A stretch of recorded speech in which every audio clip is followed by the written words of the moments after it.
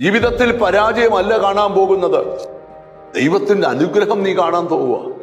ഞാൻ നിന്നെ നിന്റെ ദേശത്ത്, നിന്റെ ചാർച്ചക്കാരുടെ നടുവിൽ, നിന്റെ രക്തബന്ധങ്ങളുടെ നടുവിൽ നിന്നെ ദൈവം വർദ്ധിപ്പിക്കാൻ പോകുകയാണ്.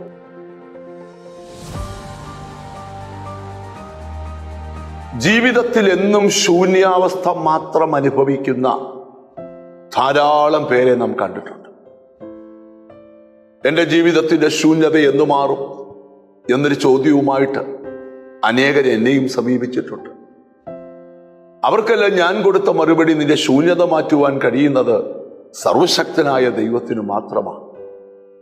ജീവിതത്തിൽ എത്ര വലിയ ശൂന്യതകൾ വന്നാലും വേദപുസ്തകത്തിലെ അനുഗ്രഹിക്കപ്പെട്ടൊരു വാക്യം ഇന്ന് രാവിലെ ഞാൻ നിങ്ങളെ പഠിപ്പിക്കാം.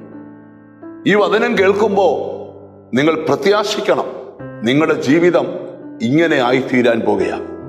ആവർത്തന പുസ്തകം 7-ാം അധ്യായത്തിന്റെ 13-ാമത്തെ വാക്യം, അവൻ നിന്നെ സ്നേഹിച്ച് അനുഗ്രഹിച്ച് വർദ്ധിപ്പിക്കും. കർത്താവ് നിന്നെ സ്നേഹിക്കും, കർത്താവ് നിന്നെ അനുഗ്രഹിക്കും, കർത്താവ് നിന്നെ വർദ്ധിപ്പിക്കും. ലോകത്തിലുള്ള ആയിരക്കണക്കിന് മനുഷ്യന്റെ പരാതിയാണ്, അവരെ സ്നേഹിക്കാൻ ആരുമില്ല.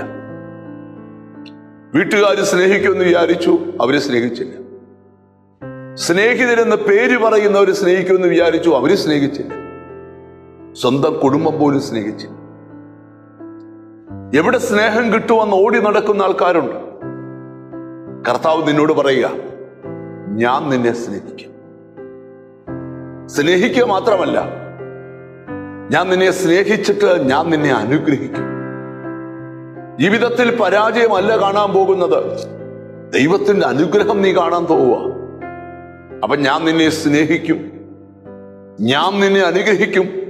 അവിടം കൊണ്ട് നിൽക്കുന്നില്ല, ഞാൻ നിന്നെ നിന്റെ ദേശത്ത്, നിന്റെ ചാർച്ചക്കാരുടെ നടുവിൽ, നിന്റെ രക്തബന്ധങ്ങളുടെ നടുവിൽ നിന്നെ ദൈവം വർദ്ധിപ്പിക്കാൻ പോകുകയാണ്. നമുക്ക് ആ 3 കാര്യങ്ങൾ ഇന്ന് മനസ്സുകൊണ്ടൊന്ന് ഉൾക്കൊള്ളാം. എന്നെ സ്നേഹിക്കുന്ന ദൈവമേ, എന്നെ അനുഗ്രഹിക്കുന്ന ദൈവമേ, എന്നെ വർദ്ധിപ്പിക്കുന്ന ദൈവമേ, അത് വേഗത്തിൽ എൻ്റെ ലൈഫിൽ ചെയ്തു തരണമേ. ഞാനൊരു ദൈവശബ്ദം കേൾക്കുക ഇന്ന് വചനം പറഞ്ഞുകൊണ്ടിരിക്കുമ്പോൾ, നിന്നെ സ്നേഹിച്ചു മാത്രം നിൽക്കുക അല്ല ദൈവം, നിന്നെ അവൻ അനുഗ്രഹിക്കും, ഐശ്വര്യമായി അനുഗ്രഹിക്കും.